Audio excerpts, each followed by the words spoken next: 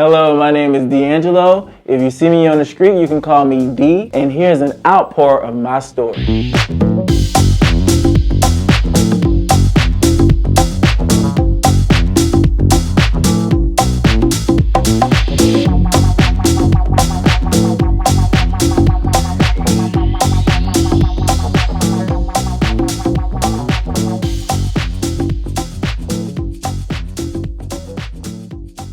I came out as a teenager, but as a young little boy, I always knew I was different from everybody else, from all the other guys and my brothers. So coming out was very, very hard for me, especially I grew up with, my mom raised me with my stepfather. My stepfather was pretty hard. He always put me into sports and stuff like that. And my mom would see me going to the sports and things, and then he would sign me up every year. And I got to the stage where I could say no around about 11 or 12. I told him I don't want to do basketball this year. So your parents look at stuff like that, especially when you're a young teenage boy. I just didn't want to do the sports anymore. But throughout school, I always had girlfriends. In the elementary schools, middle school, I always had the cutest girlfriends, and I was still quiet. People always would think stuff. They were like, "Why he's so weird?" You know, they would still say, "Oh, is he gay or is he a sissy?" You know, the biggest word, because I didn't talk as much. But as I got older, I got tired of, not being able to actually be myself. So I went to the extreme at the age of, I think I was 18 or something like that. I decided to text my mom's phone and tell her that this is me coming out to her. I just told her I told her I want to end my life. So years went by. My mother was accepting me and still accepting me, but she did not accept me fully until I started bringing a friend around, and that friend at the time was my ex. Until I started bringing MC around, which we would come stay at her house on the weekend when I would come visit her. And I would always tell her, it's my friend, my friend, my friend, my friend. But as she saw that we was together for 2 years, 3 years, 4 years, she started, oh, okay, this is how it is. So, long story short, she fell in love with him. She fell in love with us. I felt like my mom would have felt like she failed as a mother if I came out to her as a gay male. I felt like she probably would say, well, what the hell did I do wrong to make you want to be gay? And she did look at it like that, for a little bit after I did come out. She did seem that way, like she felt like it was something that she could do. But my mom was my best friend, so I think that's what really helped it. Helped her accept me more.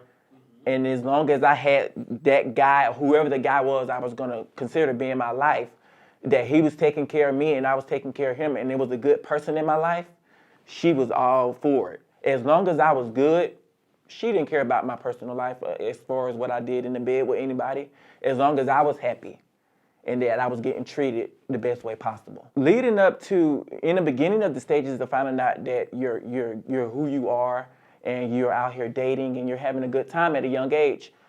Meanwhile, before telling my mom I was gay, I was gay. I was at 16 going to the clubs in Atlanta, hanging out, meeting guys. Not all the time did I do safe sex. I'm not going to say I did. But the times that I did have safe sex, had good times, always made sure I was tested or whatever, just having a good time.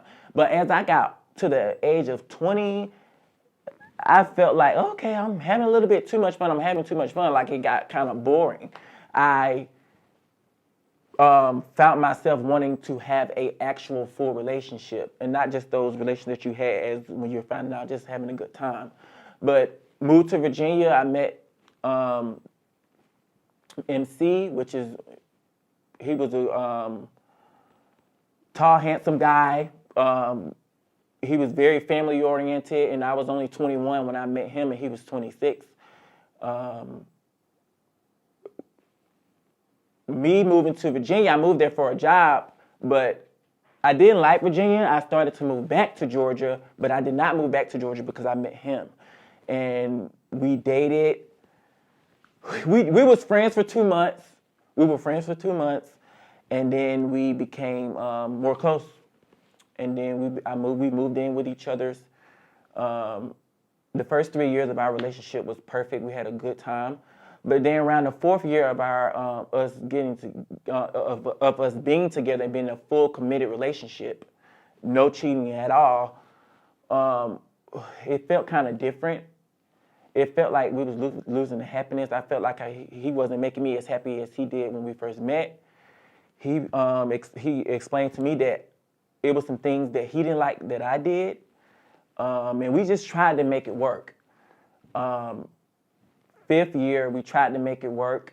You know, we believed that during that fourth year we should have separated, but we stayed together 7 years before actually breaking up. I felt like I wasn't being happy. I feel like I wasn't getting the attention that I deserved. Instead of us working on it, he wanted to get a counselor and all this stuff, and I felt like we can do it on our own. I didn't get a counselor, we didn't get a counselor, and I did some things that I felt like I shouldn't have done. So that made him not even want to work out in a relationship. Somebody to step outside of the relationship for us to really realize that this is over. And unfortunately, I was the one who did that. And I was hurt because he was literally done with me, and I, begged, and I begged to be, to stay with him, but he was not with it because he told me in the beginning of the relationship that he don't allow cheaters. No matter what you're going through, if somebody cheat on him, that's it. Or if you mess around, that's it. But through all of that, going back to my mom absolutely adored this man. My mom had been fighting cancer for since 2009. She beat it. It came back in 2013. We both were there for my mom, him and me. I had to move back to Atlanta from Virginia to come down to take care of my mom. And she stayed with us in 2014. She ended up passing away a few months, like the following year in January 2015. So it was a lot going on. Trying to handle a relationship, dealing with my mom's passing was not the easiest thing for me. And I told him like during that time, like if anything happens to my mom, I don't know who I would be anymore, or I don't know who I would be. I don't know what would happen after that. But my mom did end up passing January 2015 from breast cancer. So that just destroyed my whole life. To this day, I'm still not the same person I was before she passed away. Losing a mother is not an easy thing at all. You live with it for the rest of your life. So losing my mom in 2015, and then 2016, losing my boyfriend, who I was with for 7 years, it was like a ripple effect for me. I was lost and confused, didn't know what to do, didn't know how to move on with my life. And I fell low. I had to actually start all over again. 2017, 2018 was some very rough years for me. But I got my juice back up, and I found out who I was again and got back into doing the things that I always loved doing. And that was being into the arts, being a model, acting, and, trying to get myself out there. Throughout the years, I've dib and dab in music. I've been in fashion shows, been in acting, just the normal black, typical young man who wants to be somebody. And I believe that I've been given several gifts from God as far over the years of what I've been doing. But modeling has always been one of my key things that I love being in front of the camera. So this new reality thing is something that I love. So I love being in front of the camera. But right now, at this time of my life, I'm 32 years old. My biggest thing right now is to still do the things that I love to do. But the most important thing right now for me at my age is to build a brand and become a mogul. Is this going to happen overnight? No. Is it going to be hard work? Yes. Is it going to be some people saying no? A lot of no's? Yes. It's going to be some yeses? Yes.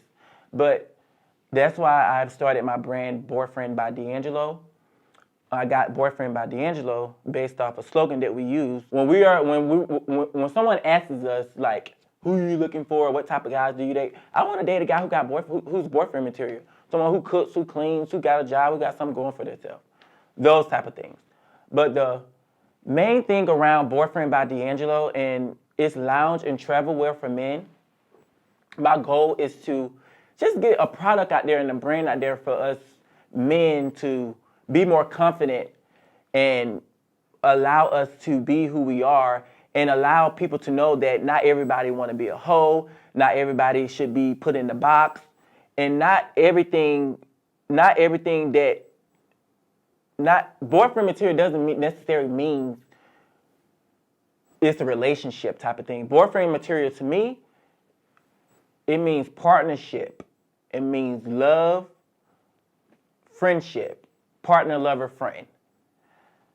So that's my whole thing around my brand. It's just a lounge where I will have shirts, sweaters, book bags, or whatever have you to lounge around the house and when you're traveling and with COVID and everything else, just some things for you to travel with, and you'll see more of this, and you can go to boyfriendbydangelo.com.